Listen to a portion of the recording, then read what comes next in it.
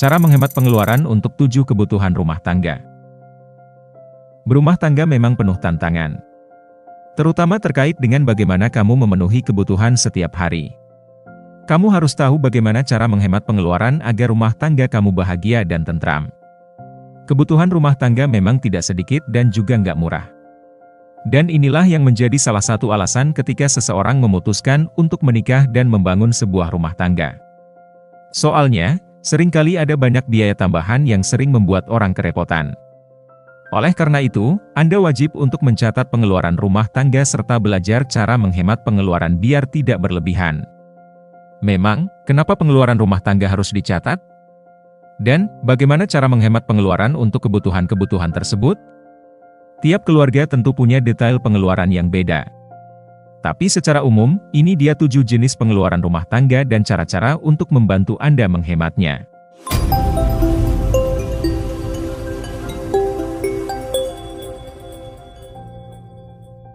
Nomor 1. Pengeluaran untuk rumah.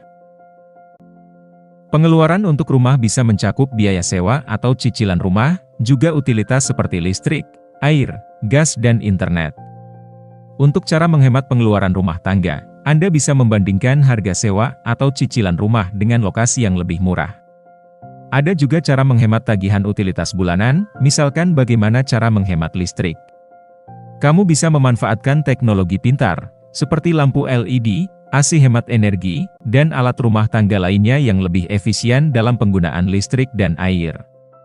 Tidak cuma tagihan, perawatan rumah pun juga kadang membutuhkan biaya yang lumayan banyak.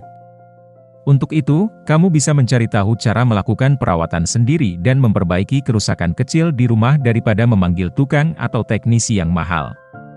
Setelah kamu mengetahui bagaimana cara menghemat listrik ini, jangan lupa membayarnya supaya listrikmu tidak diputus. Nomor 2. Makanan dan minuman. Makanan dan minuman juga bisa menjadi jenis pengeluaran rumah tangga yang memberatkan anggaran.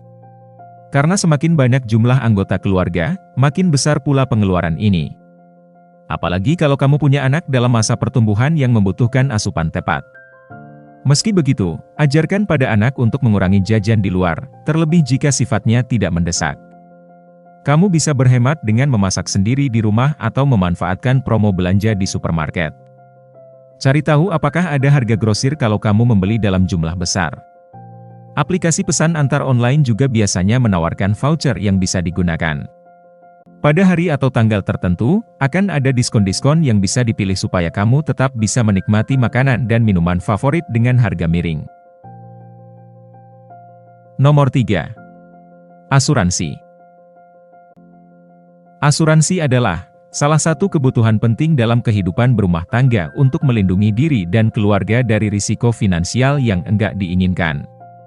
Jadi, tidak heran kamu perlu mempertimbangkan pengeluaran ini. Tapi, tidak perlu khawatir harus membayar premi tinggi. Kamu bisa mempraktikkan cara menghemat pengeluaran asuransi dengan membandingkan terlebih dahulu tarif yang ditawarkan oleh beberapa perusahaan asuransi. Setelahnya, kamu bisa memilih mana yang paling terjangkau. Pilihlah juga paket asuransi yang paling sesuai dengan kebutuhan kesehatan saat ini. Misalnya, kalau di keluarga ada riwayat penyakit jantung, maka sebaiknya kamu mencari paket yang menanggung penyakit sejenis. Pastikan juga kamu membeli asuransi saat masih sehat, soalnya, biasanya perusahaan asuransi enggak akan mengcover penyakit yang diderita sebelum kamu jadi pemegang paket asuransi mereka. Nomor 4. Transportasi. Kalau kamu atau pasangan memiliki mobilitas yang tinggi, biaya untuk transportasi juga bisa menjadi salah satu pos pengeluaran yang besar bagi keluarga. Cara menghemat pengeluaran ini bisa dilakukan dengan menggunakan transportasi umum, seperti bus atau kereta api. Tapi kalau Anda tetap ingin menggunakan kendaraan pribadi, pastikan kamu merawat kendaraan secara rutin. Memastikan kendaraan dalam kondisi baik dapat mengurangi biaya perawatan dan perbaikan yang tidak direncanakan sebelumnya. Selain itu, kamu bisa coba beralih ke kendaraan listrik yang lebih ramah lingkungan dan memiliki biaya operasional lebih rendah. Enggak hanya baik untuk dompet, opsi ini juga memberimu kesempatan untuk berkontribusi bagi bumi yang lebih sehat. Nomor 5. Tabungan dan dana darurat. Tabungan dan dana darurat merupakan hal yang sangat penting dalam keuangan keluarga. Setiap keluarga, bahkan tiap anggotanya sebenarnya perlu memiliki kedua hal ini. Tabungan bisa dipakai untuk membiayai kebutuhan masa depan, sedangkan dana darurat bisa digunakan untuk menghadapi keadaan darurat yang mendadak, seperti misalnya kehilangan pekerjaan atau sakit yang mengakibatkan pengurangan penghasilan. Oleh karena itu, memisahkan uang untuk dana darurat sangatlah penting. Supaya kamu bisa menghemat pengeluaran tabungan dan dana darurat, pertama-tama pastikan bahwa penghasilan keluarga sudah dialokasikan dengan baik dan teratur. Tentukan berapa persen dari penghasilan yang akan dialokasikan untuk tabungan dan dana darurat. Kalau kamu bisa mengakses produk perbankan seperti tabungan atau investasi dengan bunga yang tinggi, ambillah untuk menambah jumlah dana darurat. Nomor 6. Biaya pendidikan anak. Bagi keluarga yang memiliki anak, biaya pendidikan anak menjadi salah satu jenis pengeluaran rumah tangga yang terbesar. Hal ini termasuk biaya sekolah, buku, seragam, kegiatan ekstrakurikuler, hingga tambahan-tambahan lainnya. Kamu bisa menekan biaya pengeluaran ini dengan mencari sekolah yang memiliki biaya terjangkau dan berkualitas baik. Kalau si kecil berprestasi, kamu juga bisa memanfaatkan program beasiswa dan bantuan pendidikan dari pemerintah atau lembaga swasta. Sedini mungkin, buatlah tabungan khusus untuk biaya pendidikan anak. Kamu sangat perlu belajar tentang bagaimana cara efektif menyiapkan dana pendidikan anak. Tidak hanya bisa membantu untuk meringankan pengeluaran rumah tangga. Kamu juga akan memiliki cukup biaya untuk menyekolahkan anak ke sekolah terbaik.